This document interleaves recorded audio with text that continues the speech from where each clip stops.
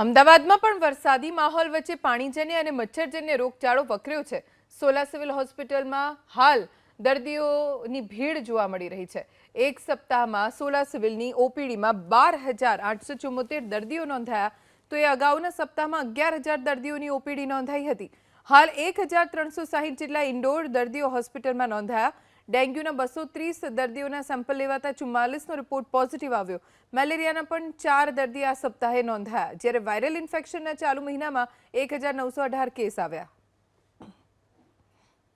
Sola civil હોસ્પિટલની વાત કરીએ તો ગયા અઠવાડિયામાં અમારી હોસ્પિટલમાં ઓપીડીના દર્દી લગભગ 12,874 દર્દી ઓપીડીના નોંધાયેલા અને દાખલ દર્દીની વાત કરીએ તો લગભગ 1,360 દર્દી અમારી હોસ્પિટલમાં ગયા અઠવાડિયામાં દાખલ દર્દી તરીકે નોંધાયેલા।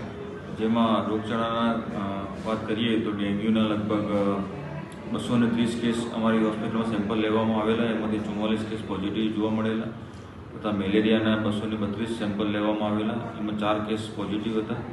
ડેન્ગ્યુના 23 સેમ્પલ લેવામાં આવેલા તથા ઝાડા ઉલટીના 62 કેસ હોસ્પિટલમાં નોંધાયેલા અને વાયરલ ઇન્ફેક્શનના 1918 અમારી હોસ્પિટલમાં ગયા અઠવાડિયામાં કેસ નોંધાયેલા।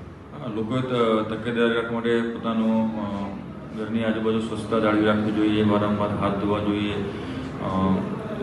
ઇમ્યુનિટી ડેવલપ થાય એના માટે સંપૂર્ણ આહાર લેવો જોઈએ, મચ્છરદાણી ઘરમાં રાખવી જોઈએ, ટૂંકી પાયવાળા વસ્ત્રો પહેરવાના જોઈએ અને કોઈ પણ નાના બાળકો મોટાઓને જરૂર પડે તાવ કે એવું નાના સિમ્ટમ્સ દેખાય તો નજીકના સરકારી દવાખાના ડૉક્ટરને બતાવી અને એમની સારવાર લેવી જોઈએ।